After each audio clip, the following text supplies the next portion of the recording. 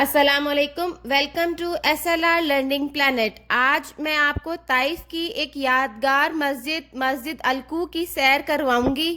سعودی عرب کے مغربی شہر طائف میں جبل ابو زبیدہ کے پہاڑوں اور گلستانوں کے بیچ ایک ایسی تاریخی مسجد موجود ہے جو دیکھنے والوں کو کئی صدیاں پیچھے لے جاتی ہے۔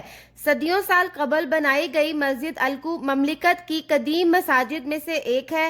صدیاں بیت جانے کے بعد آج بھی اس مسجد کی شان و شوکت پوری آب و تاب کے ساتھ موجود ہے۔ مسجد الکو کی تاریخی اہمیت کا اندازہ اس بات سے کیا جا سکتا ہے کہ جہاں پر مسجد الکو تعمیر کی گئی ہے وہاں رسول اللہ صلی اللہ علیہ وآلہ وسلم نے سفر طائف کے دوران کچھ دیر قیام فرمایا تھا، اور اس مسجد کو مسجد الموقف کا نام بھی دیا جاتا ہے۔ کہا جاتا ہے کہ نبی اکرم صلی اللہ علیہ وآلہ وسلم طائف کے سفر کے دوران یہاں کچھ دیر رکے اور آپ صلی اللہ علیہ وآلہ وسلم نے ٹیک بھی لگائی۔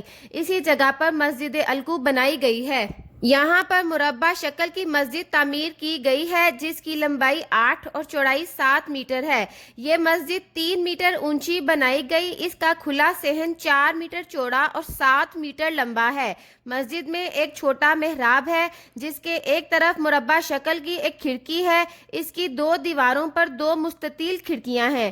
مسجد کی چھت پر ایک چھوٹا گنبد ہے جس کے اضلاع کی لمبائی 80 سینٹی میٹر اور اونچائی 3 میٹر ہے۔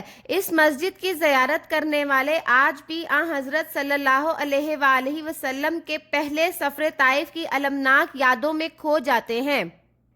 اس مسجد کو مسجد رسول بھی کہتے ہیں۔ اس مسجد کی لوکیشن میں ڈسکرپشن باکس میں ایڈ کر دوں گی۔ اس مسجد کی بناوٹ آج بھی اسی طرح ہے۔ اس مسجد کے ارد گرد وہ پہاڑ ہیں جس سے ہمارے پیارے نبی حضرت محمد مصطفیٰ صلی اللہ علیہ وآلہ وسلم گزرا کرتے تھے۔ اس مسجد کے گرد چاروں طرف باڑ لگی ہوئی ہے۔ یہ مسجد زیادہ تر بند رہتی ہے لیکن نماز جمعہ کے لیے اسے کھولا جاتا ہے۔